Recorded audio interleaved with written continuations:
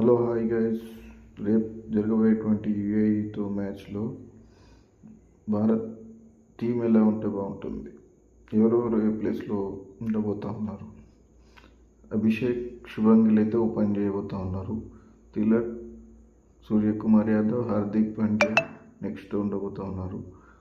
Team wicket కీపర్గా Sanju Samson ఉంటాడా, జితేష్ శర్మ ఉంటాడనేది క్లారిటీగా లేదు. నాకు జితేష్ శర్మతోనే పోతుండొచ్చు. మీరేమనుకుంటున్నారో కామెంట్ చేయండి. అలాగే బౌలింగ్లో అక్షర్ పటేల్ ఉంటాడు ఆల్రౌండర్గా. శివం దుబే ఉంటాడా లేదా అని చూడాలి. కుల్దీప్, వరుణ్ చక్రవర్తి ఇద్దరు ఉంటారా, ఒకళ్ళే ఉంటారా అనేది చూడాలి. కుల్దీప్ యాదవే ఉంటుండొచ్చు.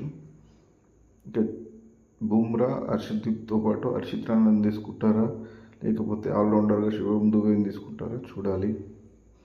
మీరేమనుకుంటున్నారో కామెంట్ చేయండి. ఎలా ఉంటుందో టీం